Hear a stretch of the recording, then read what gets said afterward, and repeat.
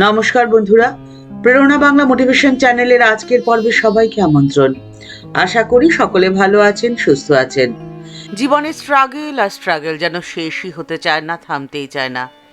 আপনি স্ট্রাগল করতে করতে ক্লান্ত, বিধ্বস্ত, হাল ছেড়ে দেবেন ভাবছেন, কিন্তু হাল ছেড়ে দেওয়ার আগে একবার ঘুরে দাঁড়ান। এমন একটি কাজ রয়েছে যেটি করলে আপনার ভাগ্য খুলে যাবে। কি সেই কাজ?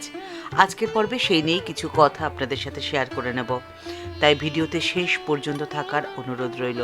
বিলেতি ইংরেজি শিক্ষায় শিক্ষিত নরেন, অ্যাটর্নি বিশ্বনাথ দত্তের ছেলে নরেন, অদ্বৈত বেদান্তি নরেন, গর্বিত উদ্ধত নরেন। এই নরেন কিভাবে হয়ে উঠলেন ঠাকুরের নরেন, যিনি বললেন, দেখো, কালই আমার বড় ব্যক্তিগত বিষয়। আমি বিশ্বাস করি এই মহাবিশ্বে মা বলে কোথাও কোনো একটি শক্তি তো আছে। তিনি আমাকে রক্ষা করছেন, চালনা করছেন। আমি তার যন্ত্র মাত্র। যেদিন ঠাকুরকে নরেন বললেন, এই যে আমার পরিবারের এত অর্থ কষ্ট, আমার কাজকর্ম কিচ্ছুটি নেই, যদি আপনি একটা কিছু মায়ের কাছ থেকে চেয়ে দিতেন। ঠাকুর নরেনকে তখন বলছেন, দূর শালা, তা তুই নিজে চাস নি কেন রে? যা গিয়ে মায়ের কাছ থেকে চা। নরেন সেদিন বলেছিলেন, আমি পারবো না, কারণ আমি এসব কিছু মানি না। আপনার মা, আপনি তাকে মা বলে ডাকেন, মা বলে মানেন, তাই আপনার মা আপনার কথাই শুনবেন, আমার কথা কেন শুনবেন? ঠাকুর বললেন, আরে শুনবে রে, শুনবে। শোন শোন, আজ ভালোবার, মঙ্গলবার, আজ রাত্রে কালীঘরে গিয়ে যা চাই বলগে না। ওরে ও সব বোঝে। দোনমনো করে সেদিন গেছিল নরেন কালীঘরে। দক্ষিণেশ্বরের এই পুরুতটা যে কি জাদু তাকে করেছে তা কিছুই বুঝে উঠতে পারে না নরেন। ঠিক কথা মানিয়ে ছাড়ে। কেন যে সে এখানে আসে তা সে নিজেই জানে না। চরম অভাব, অনটন, স্ট্রাগলে ক্ষত বিক্ষত তার শরীর, তার মন, পেটে খিদে। এখানে এলে ভালোবাসা পায় সে। ওই পুরুত এত ভালোবাসে কেন তাকে, কে জানে। কেন ভালো খাবারটা তার মুখে তুলে দেয়, কেন শরীর মন জুড়িয়ে দেয়। এত ভালোবাসা সে তো তার বাবা মায়ের কাছে অনুভব করে না। এত তর্ক করে, মুখে মুখে চোপা করে, পাগল ঠাকুর তো রাগ করে না। নরেন ভাবে, আচ্ছা ও কি সত্যিই পাগল? কে জানে। নিয়ম কানুন তো কিছুই মানে না। পাথরের কালিকে জড়িয়ে ধরে মা মা করে। এঁটো খাওয়ারটা মুখে তুলে দেয় তার। শাস্ত্রীয় বিধি শিখিয়ে তুলে যেমন খুশি তেমন পুজো করে। কিন্তু মথুর বাবুর করা নির্দেশ, ছোট ঠাকুর যা যা করছে তাকে তাই করতে দেবে, কেউ তাকে আটকাবে না। এদিকে লেখাপড়া কিছুই নেই, কিন্তু ধর্ম আর শাস্ত্রের কঠিনতম জিনিসগুলো এমন উপমা দিয়ে ব্যাখ্যা করে যে বাঘা বাঘা লোকে হাঁ করে বসে থাকে। নরেনের তখন মনে হয় ওই ঝকঝকে চোখ আর মুচকি হাসির আড়ালে দারুণ বুদ্ধিমান একটা মানুষ রয়েছে। ধরি ধরি করেও তাকে ধরা যায় না। সেদিন রাত্রে নরেন যখন দক্ষিণেশ্বরে আসলো, তখন সে দেখলো যে ঠাকুর পায়চারি করছেন। তাকে দেখেই ঠাকুর বলে উঠলেন, এসেছিস? যা যা যা, দেরি করিস নে, কালীঘরে যা, মাহেন্দ্রক্ষণ পেরিয়ে যায় যে। নরেন পায়ে পায়ে ঢুকে কালীঘরে। মনে তার অপার সংশয়। মুখ তুলে চায় না মূর্তির দিকে, কিন্তু অনুভব করে মৃদু জ্যোতিপ্রভা। আস্তে আস্তে মুখ তুলে তাকায় ভবতারিণীর দিকে।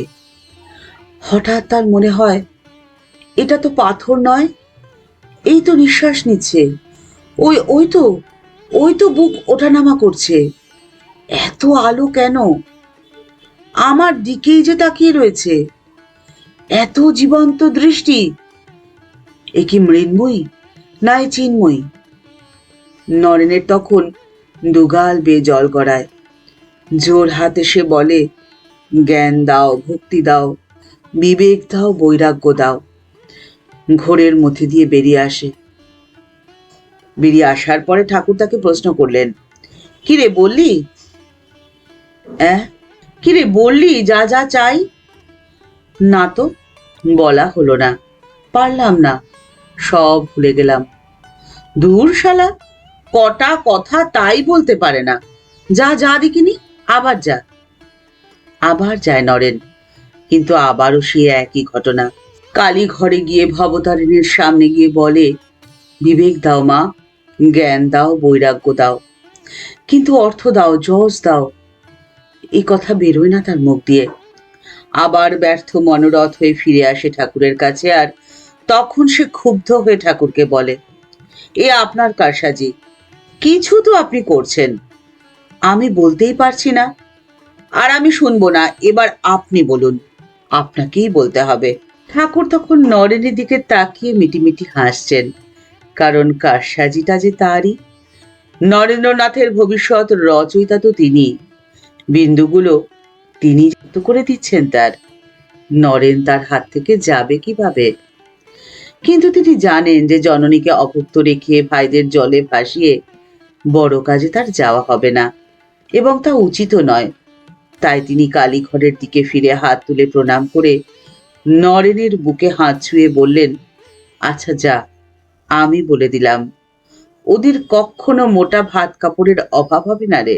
তারপর সারা রাত ধরে ঠাকুর নরেনকে গান শোনালেন, মা ত্বাং হি তারা, ত্রিগুণাতীতা পরাৎ পরা। আর নরেন করলেন সম্পূর্ণ সমর্পণ। এই সমর্পণই যে পরম প্রাপ্তি। আপনার যতই স্ট্রাগল থাকুক, যতই দুঃখ থাকুক, ব্যথা বেদনা সমস্ত কিছু জড়িয়ে যাবে একমাত্র একটি কাজেই, তা হলো সমর্পণ। সেদিন ঠাকুর অধরের বাড়ি। ঠাকুরের সাথে রয়েছেন রাখাল, ঈশান প্রভৃতি ভক্তরা। ঠাকুর ঈশানকে বলছেন, তোমার সেই গল্পটি বলো তো দেখি, যেখানে ছেলে চিঠি পাঠিয়েছিল।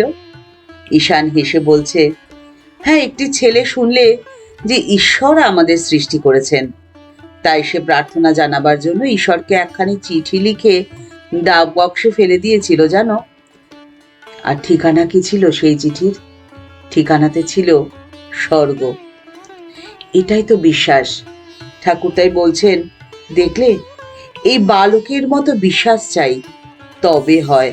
নিয়ম কানুন আচার বিচার এসব যে বাইরের আবরণ গা, বিশ্বাস হলে ভগবান লাভ হয়, আর তখন এই বাইরের আবরণের কোনো অর্থই থাকে না। ঠাকুর বলছেন, গঙ্গা তীরে সকলেই সন্ধে করছে, কিন্তু একজন করছে না। তাকে জিজ্ঞাসা করায় সে বললে, আমার যে অসৌচ হয়েছে তাই সন্ধে করতে নেই। মরণের অসৌচ আর জন্মের অসৌচ দুই একসাথে হয়েছে, অর্থাৎ অবিদ্যা মায়ের মৃত্যু হয়েছে আর আত্মারামের জন্ম হয়েছে। আর আত্মারামের জন্মের জন্য প্রয়োজন ভালোবাসা, বিশ্বাস আর ভক্তি। তবেই আপনি লাভ করতে পারবেন আপনার পরিপূর্ণ এবং সুন্দর জীবন। আপনার জীবনে যতই স্ট্রাগল থাকুক না কেন, স্ট্রাগল করে করে আপনি যখন একদম ভেঙে পড়বেন, তখন একমাত্র এই ভালোবাসার শক্তিতেই ফিরে পাবেন আপনার জীবনের হারিয়ে যাওয়া সমস্ত শক্তি। আপনার জীবন পরিপূর্ণ হয়ে উঠবে আনন্দে এবং হাসিতে খুশিতে। আপনার ভাগ্য সুপ্রসন্ন হয়ে উঠবে। আপনার জীবনের সমস্ত না পাওয়া পাওয়াতে পরিপূর্ণ হয়ে উঠবে। আপনি পাবেন আনন্দের সন্ধান। ঠাকুর মা ও স্বামীজির চরণে প্রণাম জানিয়ে আজকের পর্ব এখানেই শেষ করছি। দেখা হচ্ছে পরের পর্বে। আজকের পর্বের উপস্থাপনা আপনার যদি এতটুকুও ভালো লেগে থাকে, তাহলে অনেকের মধ্যে ছড়িয়ে দিয়ে প্রত্যেকের জীবনকে উন্নত করে তোলার সামান্যতম প্রচেষ্টা আপনি করতেই পারেন। সবাই ভালো থাকবেন, সুস্থ থাকবেন। নমস্কার।